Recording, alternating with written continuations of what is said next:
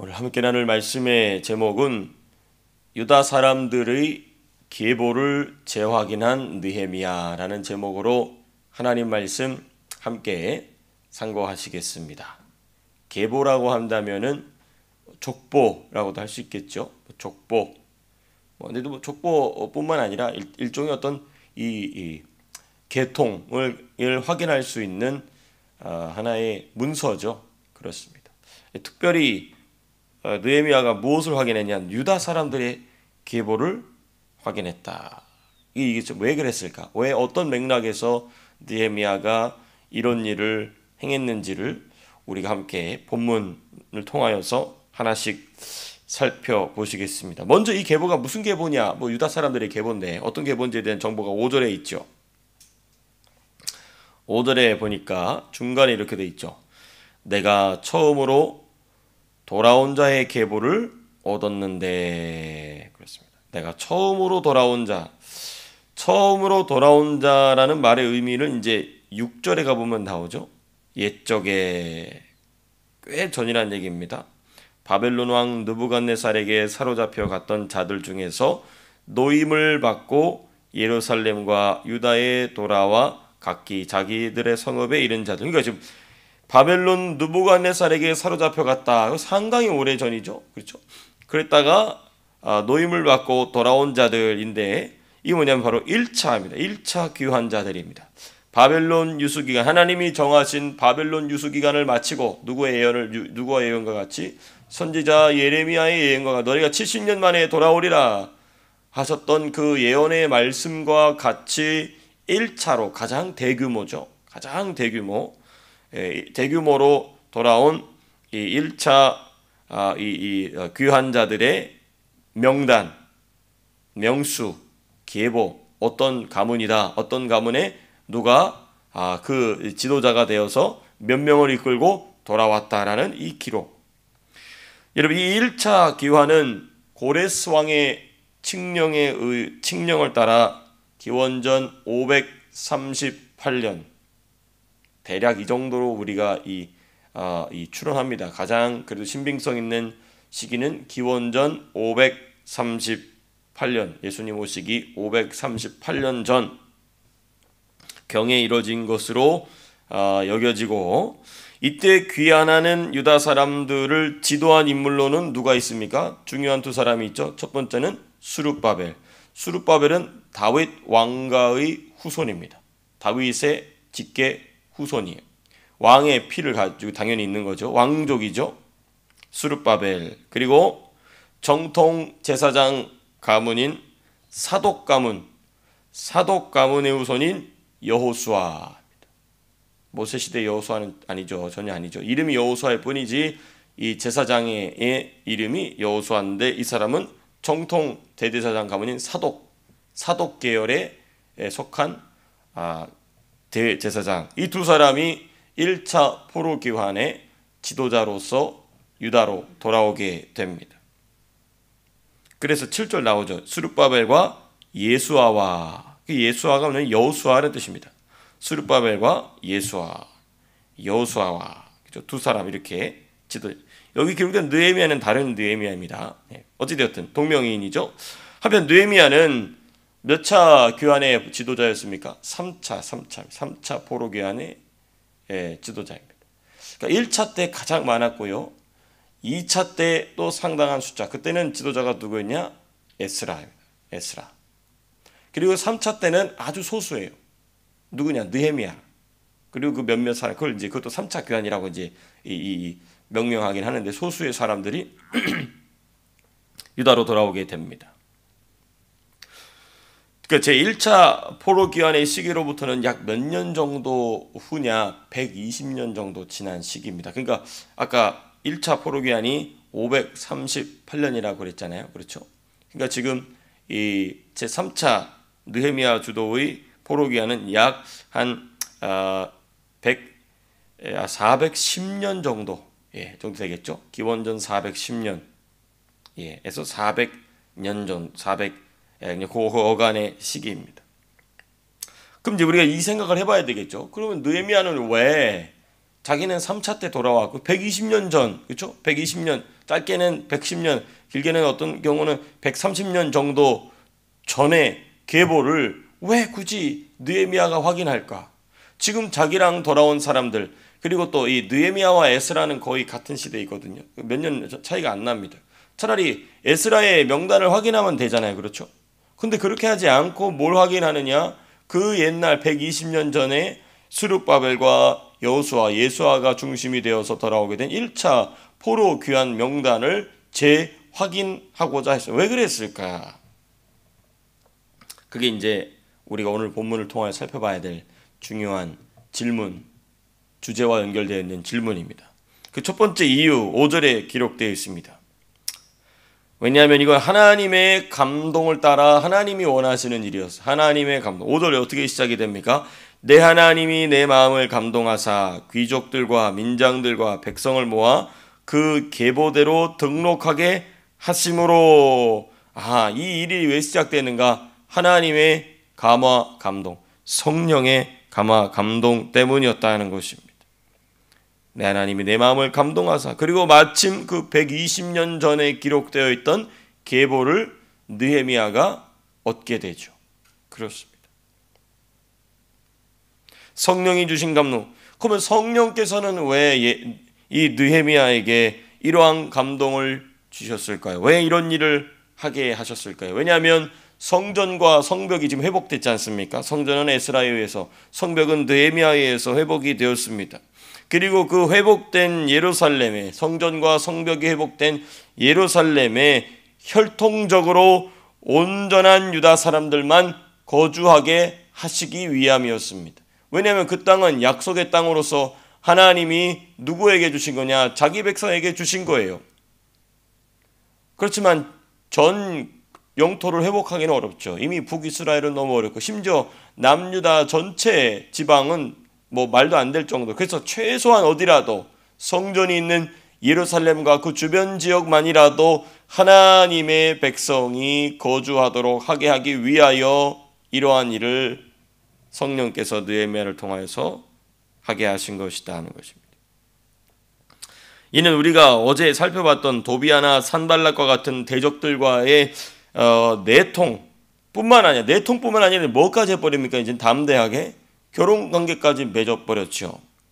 그러니까 하나님의 백성으로서의 정통한 혈통을 지키지 못하는 자들로부터 그 세대뿐만 아니라 그 이후 세대, 미래 세대, 다음 세대를 위하여 하나님께서는 느헤미야를 통해 일을 하셨다는 것이죠. 왜냐하면 이스라엘이 그것 때문에 망한 거잖아요. 그렇죠? 북이스라엘이 그것 때문에 망했고, 남유다가 그것 때문에 망했고, 그 망한 이후에 하나님께서는 아예 북이스라엘 같은 경우는 이방 민족이 이주해버리게 돼서 아주 그냥 흩어버려 버리셨죠.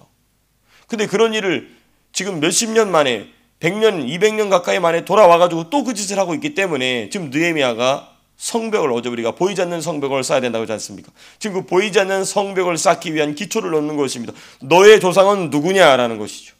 너 조상이 누구냐 하는 것을 명확하게 지금 파고 들어가고 있는 것입니다.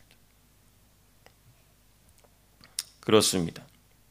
그래서 우리 61절에서부터 65절 보시게 되면 1차 포로 귀환 명단에서 찾을 수 없는 일부 일반 가문과 일부 제사장 가문의 목록이 나와요. 61절에서부터 65절 보면 델멜라와 델하르사와 그룹과 앗돈과 임멜로부터 올라온 자가 있으나 그들의 종족이나 계보가 이스라엘에 속하였는지는 증거할 수 없으니 그들은 들라야 자손과 도비야 자손과, 여기 도비야 나오죠? 느고다 자손이라 모두가 642명이요. 또 제사장 중에는 호바야 자손과 학구스 자손과 바르실레 자손이니 바르실레는 길르앗 사람 바르실레의 딸 중에 하나로 아내를 삼고 바르실레 이름으로 불린 자라. 이 사람들은 계보 중에서, 1차 계보죠. 1차 포로 귀환자들의 계보 중에서 자기 이름을 찾아도 찾지 못하였으므로, 여기서 말하는 자기 이름은 자기 조상의 이름입니다. 찾지 못하였으므로 그들을 어떻게 하게 여겼다고요? 부정하게 여겨 제사장 직분을 행하지 못하게 하고, 총독이 그들에게 명령하여 우림과 둠민을 가진 제사장이 일어나기 전에는 지성물을 먹지 말라 하였느니라. 제사장, 나도 제사장 가문이다 라고 말하는 자 중에 증명이 안 되다. 너는 일단 제사장 하면 안 돼. 또 일반 백성이라 할지라도 백성에서 잘라낸 것과 같은 대우를 하게 하면 너 증명이 안 돼. 여러분, 한 명이라도 아쉬운 상황이잖아요. 그렇죠? 근데 한 명이라도 아쉬운 것도 중요한 일이지만 더 중요한 건 뭐냐? 이 하나님의 백성이 거주하는 땅에 그렇지 못한 자를 거주하게 하는 것보다는 더 중요할 수 없다는 것입니다. 이게 나중에 가면은 뭐가 되냐면 사도 바울이 치리하지 않습니까? 아니, 초대교회 성도들이 몇 명이나 되겠어요. 그렇죠? 근데 바울이 잘라버렸잖아요. 너는 안 돼. 그거 왜 그러냐? 개 하나가 붙어있기 때문에 곰팡이가 퍼지듯이 삽시간에 곰팡이가 누룩이 그냥 확 퍼져버리기 때문인 거예요. 똑같은 원리입니다. 똑같은 원리. 아니, 지금 사람 한 명이 아쉬운 때잖아요. 그렇죠? 사람 한 명이라도 빨리 들어와서 채워야 되잖아요. 그렇죠? 여러분, 이게 국가의 운영에도 그대로 적용이 됩니다. 사람이 아쉽다고 해서 외국인 노동자 왕창 받으니까 난리가 나잖아요. 예. 제가 SNS에 이제 아주 막 작정하고 하나씩 올리는데, 하나가 뭐냐? 네덜란드의 영상에 네덜란드 정육점에는 돼지고기도 팔고 소고기도 팔잖아요. 근데 네덜란드는 멍청한 인간들이에요. 네덜란드가 그 칼빈주의에 정말 깊은 신학적 깊이를 갖고 있는 그런 전통을 가진 나라이고, 그 개혁자들에 의해서 세워진 나라인데, 스페인의 그 오랫동안, 스페인은 이제 강력한 카톨릭 국가지 않습니까? 그 스페인과의 오랜 싸움을 통하여서 독립을 쟁취한 나라가 네덜란드예요. 그 독립을 쟁취할 때 그 오렌지 공이에요. 왕세자 이름이 오렌지. 그래서 네덜란드는 주황색을 좋아합니다. 근데 그 오렌지 공이 뭐냐? 칼빈주의자였어요. 칼빈주의자. 그래가지고 우리는 로마 교황주의자들에게 통치를 받을 수 없다. 그렇게 세워진 나라가 네덜란드입니다. 그 하나님께서 그걸 기뻐하시고 네덜란드에게 전 세계의 상권을 다 주셨단 말이에요. 영국 이전에. 그런 나라가 네덜란드입니다. 그런데 네덜란드가 타락을 해가지고 중동과 아프리카에 있는 이 난민들 다 오라고. 그래서 난민이 막 들끓어요. 그런데 이제 무슬림 남자들이 정육점에 가가지고 돼지고기에 소변을 넣는 거예요. 그 큰 대형마트에서 돼지고기에다가 사람들 다 다니는데 대놓고 소변을 넣는 거예요. 그래서 우리는 돼지고기를 먹지 않는다고. 그 지랄 발광을 떠는 그 영상 올려 막 난리가 났어. 지금 대한민국 난리가 났어. 이거 미친놈들 아니냐고. 그 왜 그럴까요? 하나님이 받아들이지 말라고 하는 이방민족도 받아들이면 안 되는 거예요. 근데 그렇게 돼지고기에다가 소변을 보고 있는데도 아무도 말리지 않아. 말릴 수 없어. 여러분, 충격적이지 않습니까? 지금 그런 일이 일어나고 있다는 거예요. 어디 한 곳에 가서 한 게 아니고요. 대형 마트에 불이 환하게 켜져 있고 사람들이 왔다 갔다 하는데 거기다가 소변을 보는데 그걸 또 옆에서 동영상을 찍으면서 우리는 돼지고기를 먹지 않는다. 알라는 위대하다. 그 지랄 발광을 떠는데도 아무도 말리질 않아. 이런 시대가 됐다 이것입니다. 그렇습니다. 왜 그럴까요? 하나님께서 말씀하신 이 하나님의 백성이 이방 백성과 함께 살 수 없다는 이 영적인 중요한 원리는 구약 시대뿐만 아니라 지금도 여전하다는 것입니다. 지금도 여전하다. 그렇습니다. 그래서 막저 우림과 둠밈을 가진 제사장이 일어나기까지, 즉 하나님께서 그러한 자들을 일으켜 세우시기까지 정통한 유다 백성으로, 그리고 또한 제사장 가문으로 인정하는 것을 보류합니다. 그래서 너는 그때까지는 이스라엘 백성 아니야, 유다 사람 아니야, 너는 그때까지는 제사장도 아니야 라고 지금 딱 가로막고 있는 것입니다. 너무너무 중요하죠. 이게 보이지 않는 성벽을 세우고 있는 느헤미야의 결단인 것입니다. 두 번째입니다. 첫 번째는 혈통을 정결하게 지키기 위함이었다는 것이죠. 이스라엘 백성의 혈통적 정체성을 바르게 지키기 위한 것이었습니다. 두 번째입니다. 이 계보를 보게 되면 기록된 각 가문의 규모와 역할이 있어요. 부르심이 기록되어 있습니다. 8절부터 시작되는 계보를 가만히 살펴보게 되면 각 가문이 몇 명이었는지, 그리고 어떤 경우에는 하나님이 그 가문을 부르셔서 맡기신 일들이 무엇이었는지가 함께 기록되어 있습니다. 이게 뭐냐? 하나님께서는 이들의 규모를 포로 기간 중에도 쪼그라들게 하지 않고 오히려 어떻게 하셨다? 늘어나게 하셨다는 것입니다. 마치 언제처럼 430년 애굽에서 노예 생활하고 있을 때처럼. 나아가 하나님께서 이들의 규모를 늘어나게 하신 목적이 무엇인지를 보여주는 대목인 것입니다. 그러니까 이들은 그래도 가서 포로 생활로 쫓겨갈 때에는 죄악으로 범죄로 하나님 앞에 벌받으러 갔지만은 그래도 거기 가서 하나님의 백성끼리 혼혈함으로써 그 순전한 혈통을 유지한 자들이에요. 잘했든 못했든 어찌됐든 그 일을 했다는 것입니다. 그러니까 하나님께서 그 수를 늘어나게 해주신 것입니다. 그러니까 느헤미야는 120년 전의 목록이지만 그때 기록된 각 가문의 규모와 역할 또는 부르심을 재확인하여서 성전과 성벽이 재건된 이후에 예루살렘이 본래의 기능이 회복되도록, 왜? 하나님께서 너희 그렇게 70년, 120년 동안 외국에 살게 그 포로 기간 중에 살게 하셨지만 너희 규모를 크게 해주셨다. 그 규모를 크게 해주신 이유가 뭐겠느냐? 이 무너진 나라를, 이 무너진 하나님의 백성과 땅을 다시 세우는 일을 위해서 너희가 헌신해야 된다라는 것을 그때의 기록을 가지고 다시금 유다 사람들의 생각과 마음을 환기시키고 있는 것입니다. 그렇습니다.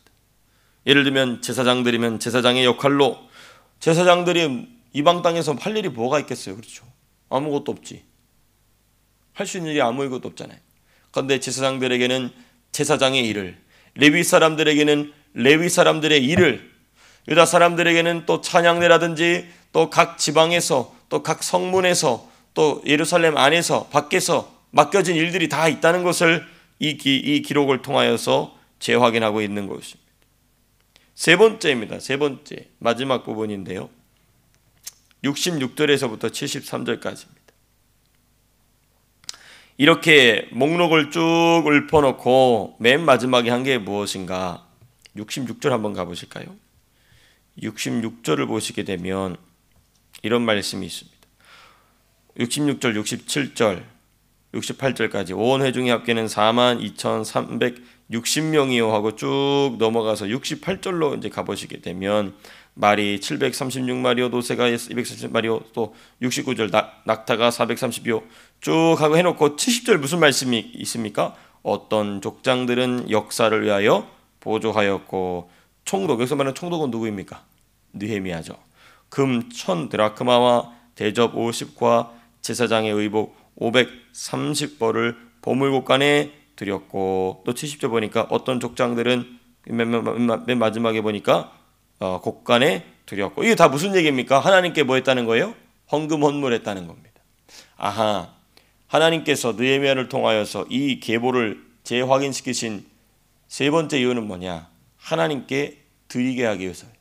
하나님께 감사의 예물, 감사의 헌금, 감사의 헌물을 드리도록 하기 위하여 하나님께서 이 명단을 기록하게 하셨다는 것입니다. 여기서 느헤미야는 본인이 가장 먼저 모범을 보임으로 하나님께 물질을 구별하여 드렸습니다. 상당한 분량입니다. 그러니까 비록 어려운 시기였지만, 그리고 여전히 성 밖의 대적들이 존재하였지만, 그리고 새롭게 성 내부에서도 혼탁함을 일으키는 자들이 생겨나기 시작하였지만, 그럼에도 불구하고 느헤미야는 참된 유다 사람들의 마음을 하나님께 드리게 하는 것입니다. 자기 소유를 드리게 되면 하나님께 마음을 드리게 되는 거예요. 하나님께서는 그 마음을 받으시고 당신의 영을 부어주시는 분이십니다. 하나님과 더욱 가까워지게 되죠. 그렇습니다. 그리하여서 예루살렘이 본래의 역할과 기능을 회복하는 일을 위하여 그 물질과 또 그렇게 물질을 드린 자들이 그 일에 주역이 되게 하였다는 것입니다.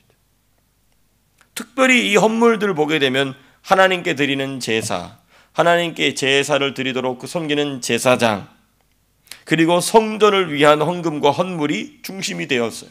그래서 제가 궁금해서 이거를 다 계산해 봤어요. 이게 얼마일까? 이게 여기 보면 쭉 뭐 왕창 나오지 않습니까? 현대 가치로 한국 돈으로 환산하면 대략 얼마인지 아십니까? 200억입니다. 어마어마한 헌금을 지금 한 거예요. 그러니까 그 어려운 중에도 다 돈은 있다는 거예요. 다 소유는 있다는 겁니다. 근데 지금 그것을 하나님께 드리게 함으로써 실질적으로 그 물질이 필요한데 사용할 뿐만 아니라 더 중요하게는 그렇게 물질을 드림으로 하나님과 하나가 되는, 그만큼 하나님과 하나 되게 하는 것이죠. 그러니까 하나님과 하나됨을 버리고 도비아를 비롯한 산발랏과 이런 자들과 결혼하여 내통하는 자들이 항구탱에서 그 어리석은 곰팡이를 누룩을 피워내고 있는 자들이 있었다면, 한쪽에서는 하나님의 감동을 받은 느헤미야를 통하여 하나님과 더욱 깊은 연합으로 들어가는 자들도 있었다는 것입니다. 이게 지금 이 우리가 길게 적혀 있는 1차 포로 귀환 자들의 계보를 재확인한 느헤미야, 그리고 그 일을 행하신 하나님의 의도였다는 것입니다. 말씀을 맺도록 하겠습니다. 그러면 이제 우리가 확인해야 될, 지금 예수 믿는 우리가 확인해야 될 계보는 어디에 있습니까? 바로 성경입니다. 성경이 저와 여러분들의 유일한 계보요, 우리의 유일한 족보입니다. 한국 사람들 그 다 거짓말로 만드는 95%가 족보 거짓말입니다. 대한민국 사람들 무슨 공파 다 개똥 같은 소리입니다. 다 쓰잘데기 없는 짓거리 하고 있는 거예요. 다 원래 노비 출신이에요. 저 여러분들 다 대부분 노비 출신입니다. 어찌 그게 무슨 상관이에요? 지금이 중요합니다. 지금 우리의 계보는 어디 있냐? 하나님 말씀이 우리의 계보입니다.